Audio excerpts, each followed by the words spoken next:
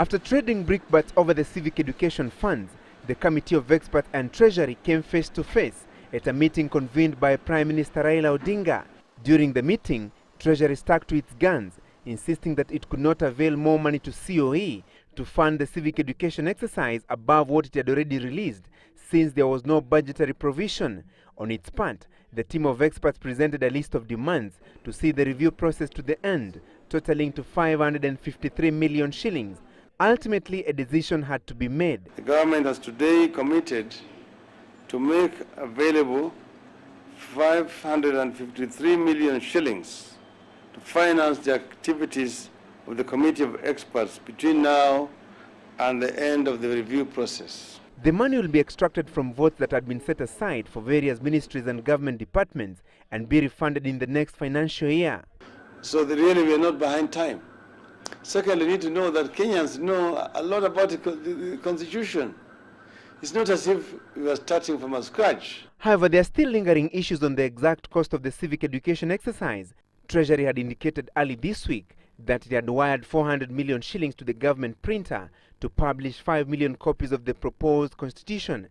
The Committee of Experts had demanded to be given the funds directly, indicating that the government printer was publishing a copy of the document at 180 shillings, while the CoE had sourced newspaper pullouts at a cost of 27 shillings per copy. What you have given me here, the figure, is a figure that now remains to be paid. And that will include what the government printer has been paid or requires to be paid.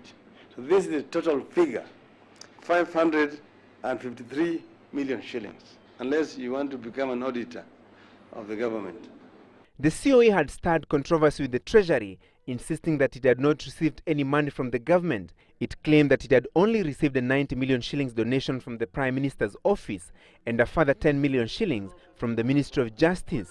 So where did the Prime Minister get the money? That money did not come from the pocket of the Prime Minister or the hole in the Prime Minister's office. It came from the Treasury. The Committee of Experts says it will use the 553 million shillings to settle its debt and continue the civic education program, which it says may run concurrently with the yes and no campaigns prior to the August 4th referendum poll. It's 8 days to go before the civic education exercise officially comes to a close, and though the standoff between the CoE and the Treasury may have been resolved, it's clear that many Kenyans could end up voting for or against the proposed constitution without clearly understanding the contents of the document. Francis Gachuri, Citizen Live at 9 in Nairobi.